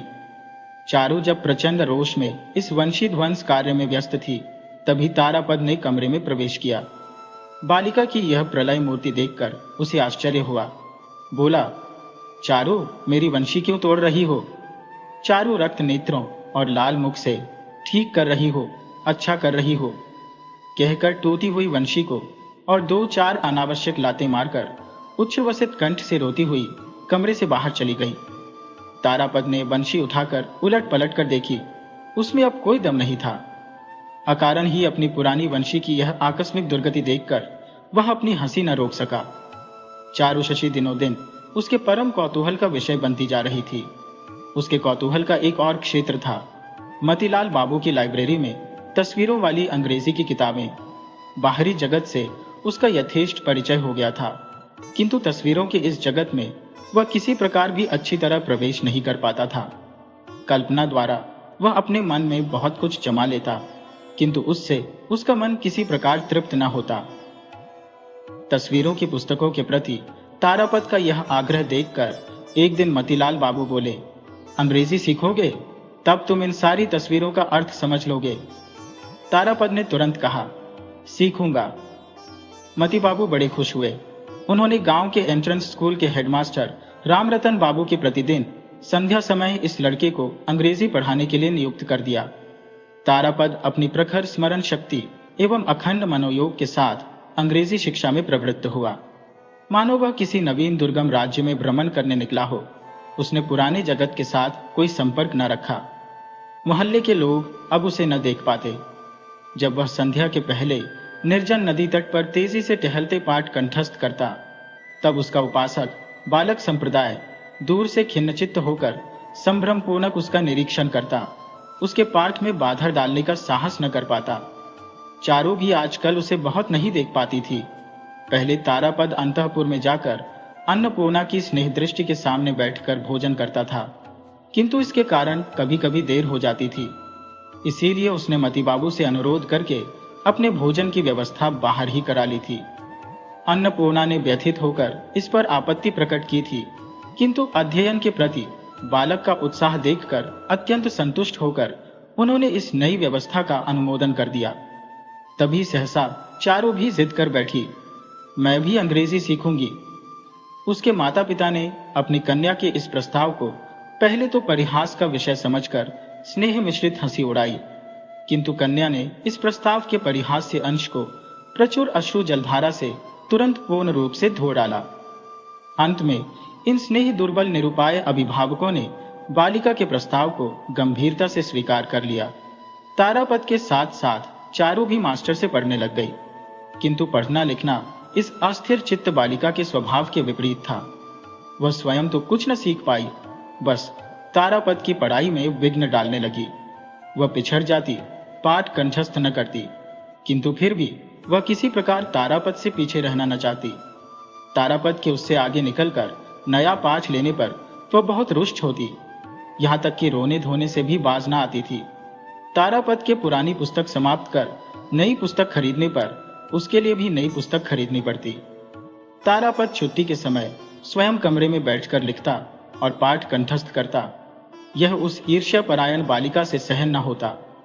वह छिपकर उसके लिखने की कॉपी में स्याही उड़ेल देती, कलम चुरा कर रख देती, यहां तक कि किताब में जिसका अभ्यास करना होता उस अंश को फाड़ आती। तारापद बालिका की यह सारी दृष्टता आमोद पूर्वक सहिता। असह्य होने पर मारता, किंतु किसी प्रकार भी उसका नियंत्रण नहीं कर सका। दैवात एक उपाय निकल आया। एक दिन बहुत खींचकर निरुपाय तारापद स्याही से रंगी अपनी लिखने की कॉपी हाथ फेंक कर गंभीर खिन्न मुद्रा में बैठा था। दरवाजे के समीप खड़ी चारू ने सोचा, आज मार पड़ेगी, किंतु उसकी प्रत्याशा पूर्ण नहीं हुई। तारापद्र बिना कुछ कहे चुपचाप बैठा रहा। बालिका कमरे के भीतर बाहर चक्कर काटने लगी। बारंबार उसके इतने समीप से निकलती कि तारापद चाहता तो अनायास ही उसकी पीठ पर थप्पड़ जमा सकता था, किंतु वह वैसा न करके गंभीर ही बना रहा। बालिका बड़ी मुश्किल में पड़ गई। किस प्रकार क्षमा प्रार्थना करनी होती है, उस विद्या का उसने कभी अभ्यास न किया था। अतएव उसका अनुतप्त क्षुद्र हृदय अपने सहपाठी से क्षमा याचना करने के लिए अत्यंत कातर हो उठा। अंत में कोई उपाय न देखकर हटी हुई लेख पुस्तिका का टुकड़ा लेकर तारापद के पास बैठकर खूब बड़े बड़े अक्षरों में लिखा, मैं फिर कभी किताब पर स्याही नहीं फैलाऊंगी। लिखना समाप्त करके वह उस लेख की ओर तारापद का ध्यान आकर्षित करने के लिए अनेक प्रकार की चंचलता प्रदर्शित करने लगी। यह देखकर तारापद हंसी न रोक सका, वह हंस पड़ा। इस पर बालिका लज्जा और क्रोध से अधीर होकर कमरे में भाग गई। जिस कागज के टुकड़े पर उसने अपने हाथ से दीनता प्रकट की थी, उसको अनंत काल के लिए अनंत जगत से बिल्कुल लोप कर पाती तो उसके हृदय का गहरा क्षोभ मिट सकता। उधर संकुचित चित्त सोनामणि एक दो दिन अध्ययनशाला के बाहर घूम फिरकर जाग कर चली गई। सहेली चारू शशि के साथ सब बातों में उसका विशेष बंधुत्व था, किंतु तारापद के संबंध में वह चारू को अत्यंत भय और संदेह से देखती। चारू जिस समय अंतःपुर में होती, उसी समय का पता लगाकर सोनामणि संकोच करती हुई तारापद के द्वार के पास आ खड़ी होती। तारापद किताब से मुंह उठाकर ससने कहता, क्यों सोना, क्या समाचार है? मौसी कैसी है? सोनामणि कहती, बहुत दिन से आई नहीं, माँ ने तुमको एक बार चलने के लिए कहा है। कमर में दर्द होने के कारण वे तुम्हें देखने नहीं आ सकती। इसी बीच शायद सहसा चारू आ उपस्थित होती। सोनामणि घबरा जाती, वह मानो छिपकर अपनी सहेली की संपत्ति चुराने आई हो। चारू आवाज को सप्तम पर चढ़ाकर, भौं चढ़ाकर मुंह बनाकर कहती, ये सोना, तू पढ़ने के समय हल्ला मचाने आती है, मैं अभी जाकर पिताजी से कह दूंगी। मानो वह स्वयं तारापद की एक प्रवीण अभिभाविका हो, उसके पढ़ने लिखने में लेश मात्र भी बाधा न पड़े और मानो दिन रात बस इसी पर उसकी दृष्टि रहती हो। किंतु वह स्वयं किस अभिप्राय से असमय ही तारापद के पढ़ने के कमरे में आकर उपस्थित हुई थी, यह अंतर्यामी से छिपा नहीं था और तारापद भी उसे अच्छी तरह जानता था। किंतु बेचारी सोनामणि डर कर उसी क्षण हजारों झूठी कैफियतें देती। अंत में जब चारू घृणापूर्वक उसको मिथ्यावादिनी कहकर संबोधित करती, तो वह लज्जित शंकित पराजित होकर व्यथित चित्त से लौट जाती। दयार्द्र तारापद उसको बुलाकर कहता, सोना, आज संध्या समय में तेरे घर आऊंगा। अच्छा। चारू सर्पिणी के समान फुफकारती हुई उठकर कहती, हाँ जाओगे? तुम्हें पाठ तैयार नहीं करना है? मैं मास्टर साहब से कह दूंगी। चारू की इस धमकी से न डरकर तारापद एक दो दिन संध्या के समय पुरोहित जी के घर गया था। तीसरी या चौथी बार चारू ने कोरी धमकी न देकर धीरे धीरे एक बार बाहर से तारापद के कमरे के दरवाजे की सांकल चढ़ाकर मां के मसाले के बक्स का ताला लाकर लगा दिया। सारी संध्या तारापद को इसी बंदी अवस्था में रखकर भोजन के समय द्वार खोला। गुस्से के कारण तारापद कुछ बोला नहीं और बिना खाए चले जाने की तैयारी करने लगा। उस समय अनुतप्त व्याकुल बालिका हाथ जोड़कर विनय पूर्वक बारंबार कहने लगी, तुम्हारे पैरों पड़ती हो, फिर ऐसा नहीं करूंगी। तुम्हारे पैरों पड़ती हो, तुम खा कर जाना। उससे भी जब तारापद वश में न आया तो वह अधीर होकर रोने लगी। संकट में पड़कर तारापद लौटकर भोजन करने बैठ गया। चारू ने कितनी बार अकेले में प्रतिज्ञा की कि वह तारापद के साथ सद्व्यवहार करेगी, फिर कभी उसे एक क्षण के लिए भी परेशान न करेगी। किंतु सोनामणि आदि अन्य 5 जनों के बीच आ पड़ते ही न जाने कब कैसे उसका मिजाज बिगड़ जाता और वह किसी भी प्रकार आत्मनियंत्रण न कर पाती। कुछ दिन जब ऊपर ऊपर से वह भलमनसाहत बरतती, तब किसी आगामी उत्कट विप्लव के लिए तारापद सतर्कता पूर्वक प्रस्तुत हो जाता। आक्रमण हठात तूफान तूफान के बाद प्रचुर अश्रुवारी वर्षा, उसके बाद प्रसन्न स्निग्ध शांति।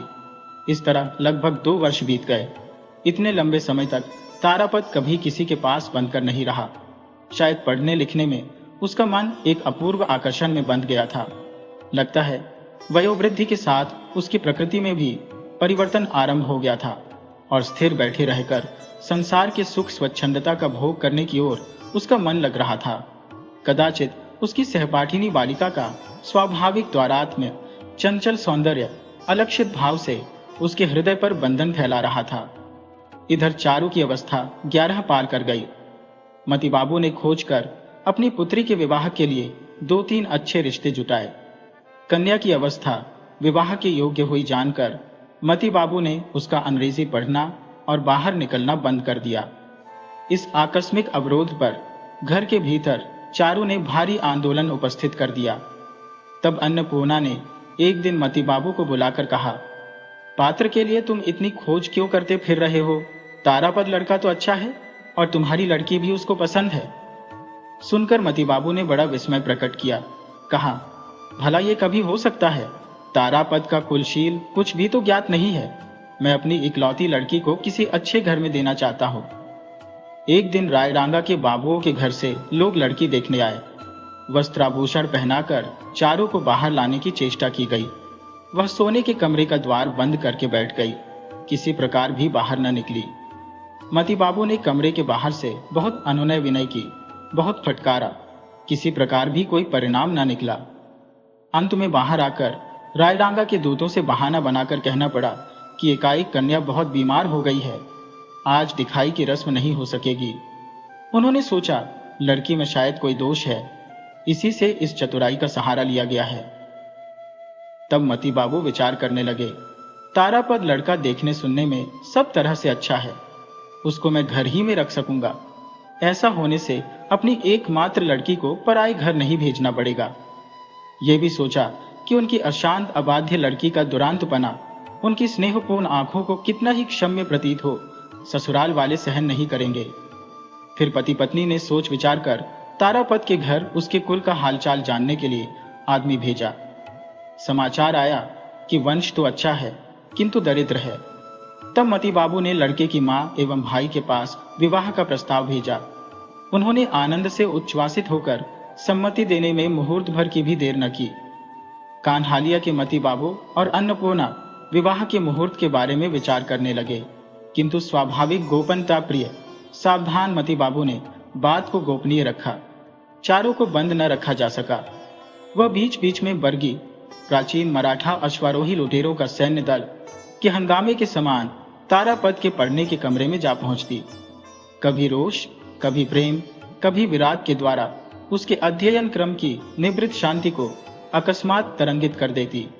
उसे आजकल इस निर्लिप्त मुक्त स्वभाव से ब्राह्मण के मन में बीच बीच में कुछ समय के लिए विद्युत स्पंदन के समान एक अपूर्व चांचल्य का संचार हो जाता।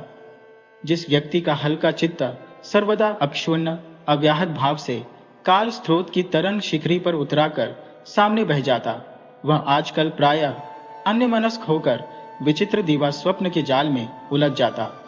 वह प्रायः पढ़ना लिखना छोड़कर मती बाबू की लाइब्रेरी में प्रवेश करके तस्वीरों वाली पुस्तकों के पन्ने पलटता रहता। उन तस्वीरों के मिश्रण से जिस कल्पना लोक की रचना होती, वह पहले की अपेक्षा बहुत स्वतंत्र और अधिक रंगीन था। चारू का विचित्र आचरण देखकर वह अब पहले के समान परिहास न कर पाता। ऊधम करने पर उसको मारने की बात मन में उदय भी न होती। अपने में यह गूढ़ परिवर्तन, ये आबद्ध आसक्त भाव से अपने निकट एक नूतन स्वप्न के समान लगने लगा। श्रावण में विवाह का शुभ दिन निश्चित करके मती बाबू ने तारापद की मां और भाइयों को बुलावा भेजा।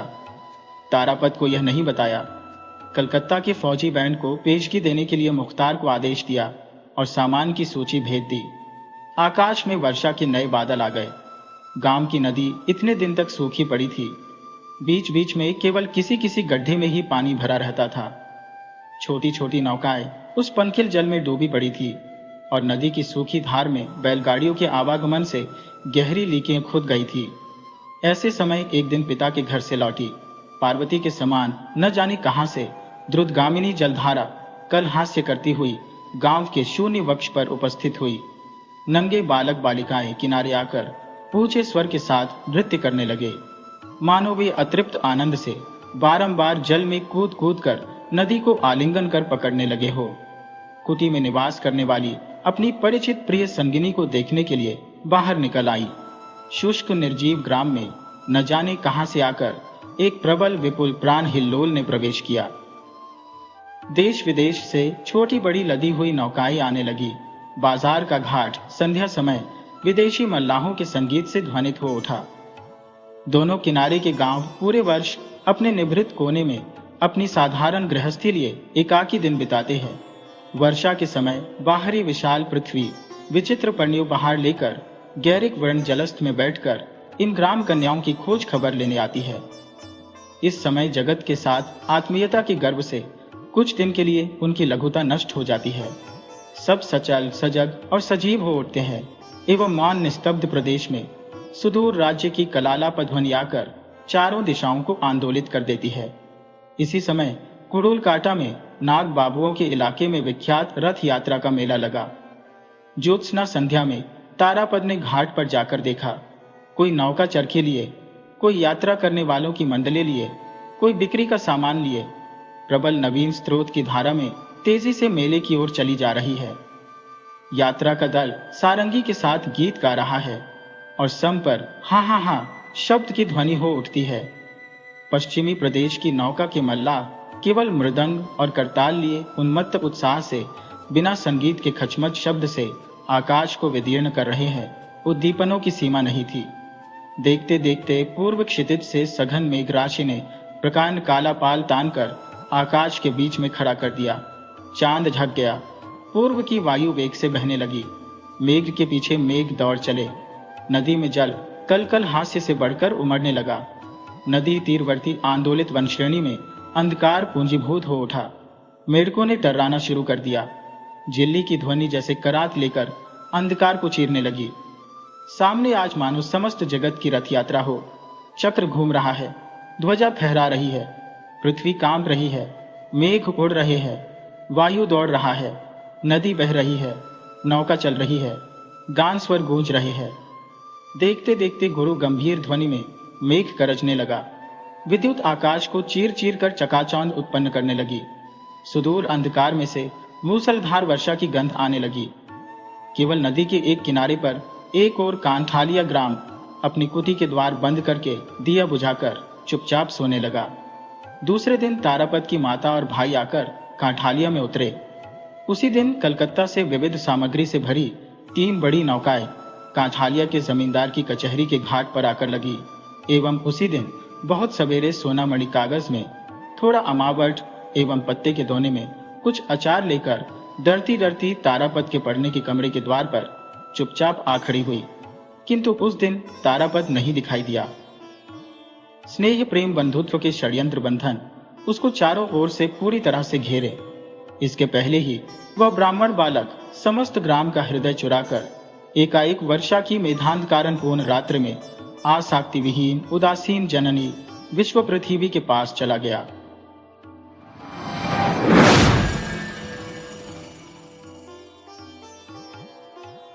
वीडियो अच्छी लगी हो तो इसे लाइक करें और ऐसी ही मजेदार कहानियों के लिए चैनल को सब्सक्राइब करें और बेल आइकन दबाएं।